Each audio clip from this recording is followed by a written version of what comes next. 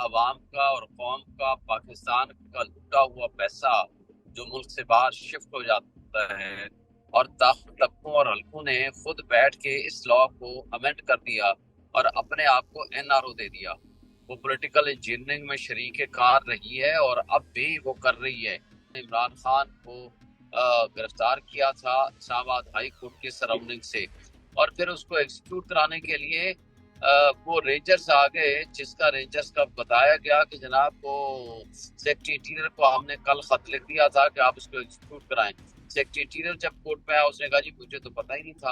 अफसोस से कहना पड़ता है कि जिसने मुल्क की सलामती और खुद मुख्तारी के लिए स्टैंड लिया और उसको रेजिस्ट किया, अपने मुल्क के मफाद को उन्होंने बचाया, तो उसको कहते हैं आप मुल्जिम हैं।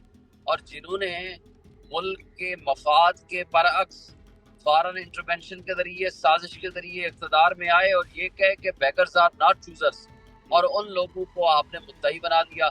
इस भी आप देखें, अस्तोर का इलेक्शन आप सामने देख लें, जितना इलेक्शन कमीशन दांधली कर सकता था कि जितना एस्टेब्लिशमेंट और पुलिस उसमें दांधली में शामिल हो सकते थे, उन्होंने की, उसके बावजूद वो इलेक्शन नहीं जीत सके। जी बिस्मिल्लाहिर्रहमानिर्रहीम। अस्सलाम वालेकुम। जमाल अहमद आपके साथ हूँ, सियासत.पी के आप देख रहे हैं। शुएब शाहीन साहब मेरे साथ मौजूद हैं इस वक्त। इमरान खान साहब से मुलाकात करके आ रहे हैं।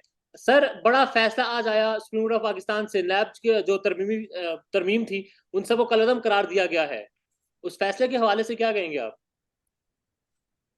देखिए, मैं समझता हूँ कि ये अवाम का कौम को मुबारक हो कि अवाम का और कौम का पाकिस्तान का लूटा हुआ पैसा जो मुल्क से बाहर शिफ्ट हो जाता है, जो हमारे करप्ट पॉलिटिशियंस, करप्ट ब्यूरोक्रेसी और जो करप्शन में मुलविस लोग हैं, वो पाकिस्तान की बुनियादों को खोखला कर रहे हैं, जिसकी वजह से आज आप देखते हैं गुर्बत, बेरोजगारी, महंगाई इस कदर उरूज पे चली गई है कि माँ एक आम आदमी के पास खाने को नहीं है।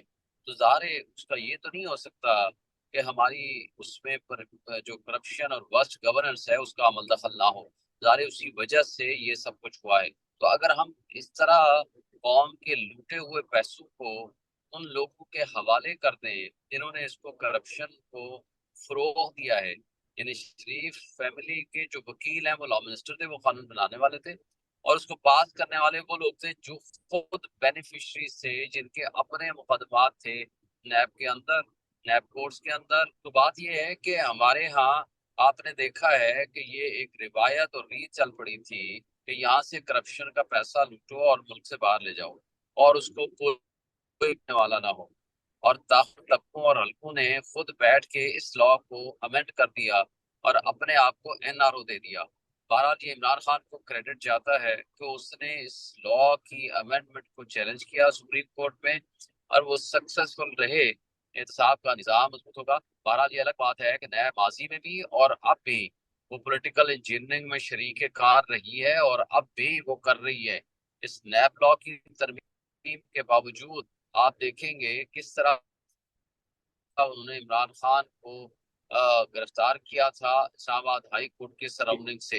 हालांकि वो नैब लॉ के उस जो वारंट ऑफ अरेस्ट था, उस अमेंडेड लॉ या ओरिजिनल लॉ के भी खिलाफ था कि आप इंक्वायरी को जब इन्वेस्टिगेशन स्टेज पे लाएंगे तो रिपीटेड नोटिस देंगे, और अगर मुलजिम आपसे ताउन ना करे तो आप गिरफ्तारी का वारंट ऑफ अरेस्ट जारी कर सकते हैं। जी जी। यहाँ उन्होंने कुछ रिपोर्ट भी नहीं दी और सिंगल नोटिस दिए बगैर वारंट ऑफ अरेस्ट जारी कर दिया, और फिर उसको एग्जीक्यूट कराने के लिए वो रेंजर्स आ गए, जिसका रेंजर्स का बताया गया कि जनाब वो सेक्रेटरी इंटीरियर को हमने कल खत लिख दिया था कि आप इसको एग्जीक्यूट कराएं। सेक्रेटरी इंटीरियर जब कोर्ट में आया उसने कहा जी मुझे तो पता ही नहीं था। तो इस तरह एक तो हम ये मुतालबा भी करते हैं और ये हम तवक्को रखते हैं कि इदारों को होश के नाखून लेने चाहिए, इदारों को पॉलिटिकल इंजीनियरिंग के लिए इस्तेमाल नहीं होना चाहिए और ना ही उनको करना चाहिए। हाँ, अलबत्ता जो करप्शन का पैसा लेके मुल्क को लूट के मुल्क से बाहर चले गए हैं, आज भी आप देखें नवाज शरीफ और उसकी फैमिली कहते हैं कि जी एवन फी डिपार्टमेंट तो हमारे है ही नहीं। तो हम्म। पूछा जाए पिछले 30 साल से आप और आपके बच्चे वहां रह रहे हैं, तो आप ही बता दें कि ये किसका है, क्या आप उसका रेंट देते हैं, क्या आप उसमें बतौर ओनर रहते हैं? अगर बतौर ओनर रहते हैं तो उसके सबूत क्या है? तो ये बात, ये सारा जो अमेंडमेंट करती थी स्पेशली बेनामीदार के बारे में, करप्ट प्रैक्टिसेस के बारे में, एसेट्स बियॉन्ड मीन्स के बारे में, मिसयूज ऑफ अथॉरिटी के बारे में, ये सारी रिवर्स हुई हैं। और उसका फायदा बहरहाल अवाम और कौम को होगा। सर जो अमेंडमेंट्स हुई हैं इनमें कुछ अमेंडमेंट्स में तो इमरान खान को भी फायदा हो सकता था। कुछ केसेस जो नैब के हैं, तोशाखाना वाला और अलकादर केस है गालिबन, उसमें तो इमरान खान साहब जो है इन तरमीम का फायदा उठा सकते थे। देखें, आप इमरान खान साहब को क्रेडिट दें कि उन्होंने इस लॉ को right from the beginning challenge किया और आज तक सक्सेसफुली वो मुस्तकिल बुनियादों पर उसको मुस्तकिल मिजाजी के साथ चैलेंज किया और करते रहे। उनको अपनी जात से इश्यू ही नहीं है। और पहली बात, दूसरी बात यह है कि उनके ऊपर कोई करप्शन का चार्ज ही नहीं है। ये सारे पॉलिटिकल विक्टिमाइजेशन के केसेस हैं और इसके अलावा उनके ऊपर कोई इल्जाम नहीं है। मुझे बता दें, अलकादर ट्रस्ट में किधर है वो ओरिजिनल एग्रीमेंट एनसीए के साथ और मलिक रियाज के साथ? वो तो आज तक सामने नहीं लाए। और जी। फिर अगर कैबिनेट वाकई संजीदा थी, आज भी जाए सुप्रीम कोर्ट से पैसे निकलवा ले। लेकिन एक्चुअली ये है नहीं। और अगर इसकी सही तहकीकात हुई, फ्रॉड न किया नैब ने, सही तहकीकात हुई, तो इसमें शरीफ फैमिली पकड़ी जाएगी। ये उनके पैसे और मलिक रियाज के पैसे थे जो वहां एनसीए के साथ उन्होंने मुआहदा किया कि ठीक है जी, यहाँ पैसे जमा कराएं। अफसोस से कहना पड़ता है कि जिसने मुल्क की सलामती और खुद मुख्तारी के लिए स्टैंड लिया और उसको रेजिस्ट किया, अपने मुल्क के मफाद को उन्होंने बचाया, तो उसको कहते हैं आप मुल्जिम हैं।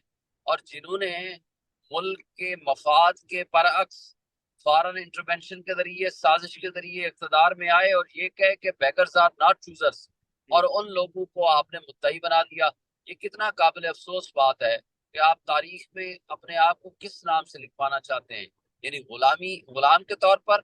और आज भी आप इस बात की उनको सजा दे रहे हैं कि वो क्यों इस बात पे उसने आवाज उठाई, क्यों मुल्क की सलामती और खुद मुख्तारी के दिफा के लिए खड़ा हुआ। सर खान साहब का क्या रद्दमल था? आप मुलाकात करके आप उनसे आ रहे हैं, तरमीम जो मुअत्तल कलदम हो गई हैं सारी, बताया होगा गालिबन आपने खान साहब को। खुश हुए हैं। और आज ये भी है कि हमें करप्शन के खिलाफ स्टैंड करना है, एहतसाब के निज़ाम को बेहतर करना है। और एहतसाब के निज़ाम को कमजोर अगर कर देंगे, तो जहां अदल इंसाफ नहीं होता, जिस मुल्क में जहां कानून और इंसाफ की बालादस्ती नहीं होती, वो कोई मुल्क तरक्की नहीं कर सकता। आप पिछले 100 साल की किसी भी मुल्क की मिसाल उठा लें जहाँ रूल ऑफ लॉ नहीं होता, जहाँ इदारे कम्प्रोमाइज हों, जहाँ इंसाफ का निज़ाम कम्प्रोमाइज हो, वहाँ कोई मुल्क तरक्की नहीं कर सकता। और आज इस मुल्क का वाहिद हल ये है कि फ्री एंड फेयर इलेक्शंस कराएं, जबर और खौफ की फिजा खत्म करें और लोगों को उनके मसाइल अपने हाथ में हल करने का तरीका बताने दें, चलने दें। इसलिए कि जो इलेक्टेड रिप्रेजेंटेटिव्स होंगे, ट्रू सेंस में इलेक्टेड होंगे, जिसको आवाम चाहती है, वो आगे आएंगे तो बेस्ट गवर्नेंस करेंगे। उससे करप्शन का भी खात्मा होगा, उससे गवर्नेंस भी बेहतर होगी, लोगों का एतमाद भी बढ़ेगा, ओवरसीज का भी एतमाद बढ़ेगा, उनके पैसे भी आएंगे और आपके पास सरमायाकारी भी आएगी। मुझे बताएं, जिस प्राइम मिनिस्टर के या जिन लोगों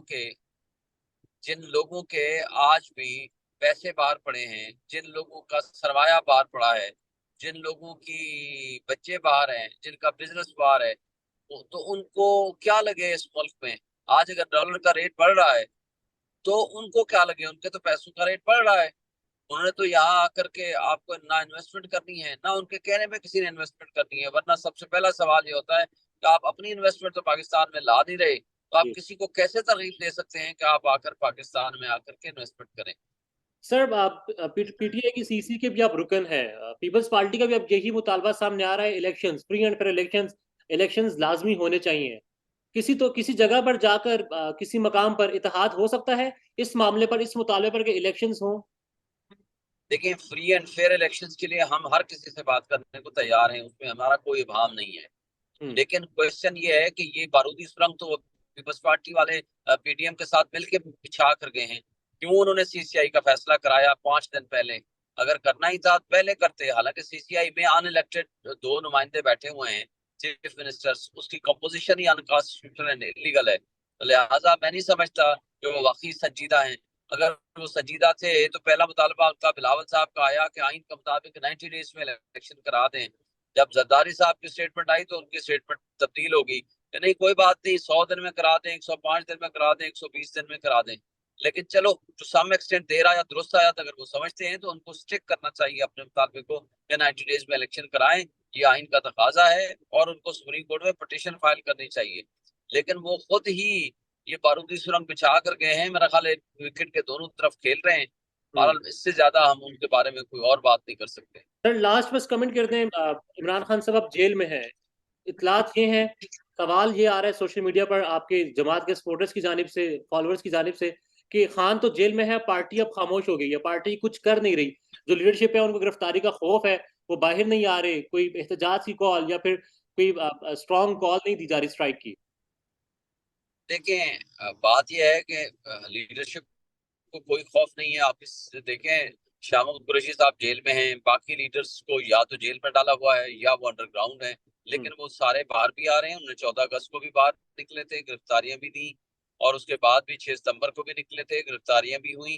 वो बिल्कुल आएंगे, बाहर भी आएंगे, एक्टिविटी भी करेंगे। आज भी आप देखें, अस्तोर का इलेक्शन आप सामने देख लें, जितना इलेक्शन कमीशन धांधली कर सकता था कि जितना एस्टेब्लिशमेंट और पुलिस उसमें धांधली में शामिल हो सकते थे, उन्होंने की, उसके बावजूद वो इलेक्शन नहीं जीत सके। इसी तरह आप केपीके के रिजल्ट उठा लें, हवेलियां का रिजल्ट उठा लें, पेशावर का उठा लें, या जो वो जिमनी इंतखाबात हुए जी। बल्दियाती, आप वो उठा लें। किसी भी जगह पे अल्हम्दुलिल्लाह टॉप ऑफ द पोजीशन जो है वो पीटीआई की है। अगर आपका वर्कर और लीडर नहीं भी है, इवन देन वोटर जो है वो आपको वोट भी देता है और आपके साथ स्टैंड भी करता है और खड़ा है। पीटीआई बिल्कुल मुत्तहद है, इनकी सारी लीडरशिप मुत्तहद है। हर 2 दिन बाद हमारी कोर कमेटी की मीटिंग जी। भी होती है और तमाम फैसले लिए जाते हैं। आई डोंट थिंक कि इसके अंदर कोई ऐसा वजन है। मेरा ख्याल है इंशाल्लाह पार्टी के लिए सब मुत्तहद हैं, और जो ही इलेक्शन का शेड्यूल अनाउंस होगा, सबको एक मौका मिलेगा फ्री एंड फेयर इलेक्शन में शामिल होने का मौका, बल्कि मिलना चाहिए। और अगर नहीं भी मिलता, इवन देन ये लोग शामिल भी होंगे और कंटेस्ट भी करेंगे। सर बस दुरानी साहब, मोहम्मद अली दुरानी साहब एक्टिव हैं, सदर साहब से मिले हैं, आपकी जमात के लोगों से मुलाकात कर रहे हैं, इमरान खान साहब इस हवाले से लूप में है? नहीं, मोहम्मद अली दुरानी साहब के बारे में बात नहीं हुई, और वो हमारी पार्टी में तो है नहीं, इसलिए मुझे नहीं पता कि उनका क्या मकसद है और किस किस से बातें कर रहे हैं और उनका क्या पर्पज है।